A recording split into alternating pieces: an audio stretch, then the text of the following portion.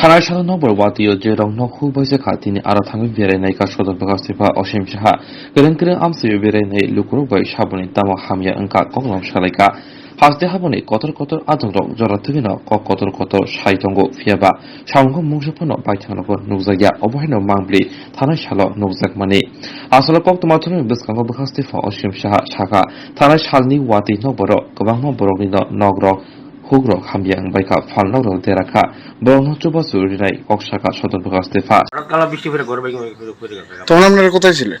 আমরা বাইরে ছিলাম আর কি। তো এই ঘরে কি আপনারা থাকেন? স্যার আমরা করে থাকি। কি ক্ষতি হয়েছে? এই তো আমার অনেক কাঠের জিনিস, খাট, ঠাকুরের সিংহাসন, ফ্যান, এবার টেবিল। আপনার নামটা? আমার নাম গোপাল দাস। বাড়ি জায়গাটা কি ধরে? জ্বরের অনেকদিন যাবৎ তাইনে খুব কষ্টে আছে যে একটা ঘর তুলবো, এই তোলার ক্ষমতা নাই। আমরা পাড়া প্রতিবাসী চাইতেছি তাইনে যেহেতু গরিব, একটু পার্টির তরফ থেকে বা যে কোনো একটা সরকারি সাহায্যতা সে তাইনে দেওয়া হয় যেন উপকৃত হবে। না এমনি কোনো আহত কোনো লোক হয়েছে না, তো তাইনে যে পরিস্থিতিতে আছে আহত হওয়ার সম্ভাবনা খুবই বেশি ছিল। এখন কি নাম মালিকের? রানী পাল। এই জায়গাটা কি ধরা হয়? এটা সুভাষনগর জগৎপল্লী রেললাইন পাশ। তো কালকে যে বৃষ্টিটা হয়েছে, বৃষ্টিটাতে আপনার পুরা ওইদিকের মাঠের জল, চারদিকের জল, সমস্ত জল, ওই ড্রেনটাও খারাপ, ওই মাটি ফালাইছে, এখানে মাটি ফালাতে আপনার দুনিয়ার মাটি জল টল নিয়ে ড্রেন বুঝে গেছে।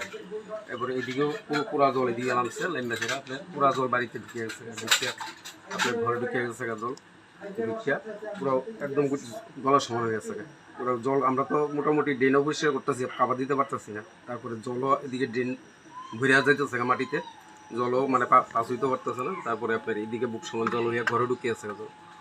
তো ঘরে ঢুকার পরে এইদিকে আমরা চেষ্টা করছি যে ঘর থেকে জলটা বাইর করা, কিন্তু সম্ভব হয়েছে না। অটোমেটিক ঘরটা ধুসা বেরিয়ে আছে কিছুক্ষণের মধ্যে। ওইটা আমরা যদিও সবাই বেরিয়ে গেছি ঘর থেকে, এই সময় ঘরে কেউ আছে না, কিন্তু যত জিনিসপত্র আছিল সমস্ত জিনিসপত্র ক্ষয়ক্ষতি হয়ে গেছে। এখনো সামনে আছে, খাট আছিল, তারপরে ভ্যারাইটিস জিনিস আছে, সমস্ত কিছু নষ্ট হয়ে গেছে। তো এখন তো আমরা তো যে অবস্থায়, যে সাংঘাতিক দুরবস্থা, তো যে নিজের থেকে যে আবার নতুন করে যে একটা ঘর তৈরি করুন সেই সুবিধা আমাদের কাছে নাই, টাকা পয়সা নাই, সেরকম কিছু ব্যবস্থা নেই। তো এখন সরকারের কাছে আমরা একটা আবেদন থাকবো, যদি সাহায্য সহযোগিতা করে তো আমরা একটু উপকৃত হই। বাড়ির মালিকের নাম কি? মাখন দাস। কত বছর পুরনো ঘর ছিল এটা? এটা তো আপনার ঘরের প্রায় 40-42।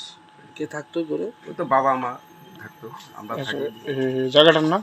জায়গাটার নাম হচ্ছে আপনার Rabindranagar post office centre society. গতকালকে যে ভারী বর্ষণ হয়েছিল আগরতলা এবং তার সংলগ্ন এলাকায় বিভিন্ন জায়গাতে জল জমেছিল এবং এখন জল নেই, কিন্তু এই জল জমার কারণে যেখানে মাটির ঘর আছে মাটির ঘরগুলি ক্ষতিগ্রস্ত হয়েছেন বিভিন্ন জায়গাতে। সেই ক্ষতিগ্রস্ত ঘরগুলি দেখতে আমরা বেরিয়েছি এবং এলাকায় কেমন ক্ষতি হয়েছে সেগুলি পর্যালোচনা করতে বেরিয়ে আমরা 79 টিলা, সাধু টিলা এবং তার সংলগ্ন বিভিন্ন এলাকাতে এবং শহরেরও আগরতলা শহরের মোটর স্ট্যান্ড এবং তার আশপাশে বনমালীপুরে আমরা বিভিন্ন জায়গায় ঘুরে দেখেছি এবং যাদের ক্ষতিপূরণ হয়েছে আমাদের ফিল্ড স্টাফরা আছেন, তারা অ্যাসেসমেন্ট করছেন এবং অতি সত্বর তাদেরকে এসডিআরএফের গাইডলাইন অনুযায়ী সরকারি যা সাহায্য তা তুলে দেওয়া হবে। যেগুলি ঘর পড়া হয়েছে পরে কোনো কি আহত হয়েছে এরকম কোনো খবর আছে? না, আহতের কোনো খবর নেই, কারণ এখানে তো হঠাৎ করে ভূমিকম্প এরকম কিছু নেই, শুধু জল জমেছে, তাতে মাটির ঘরগুলি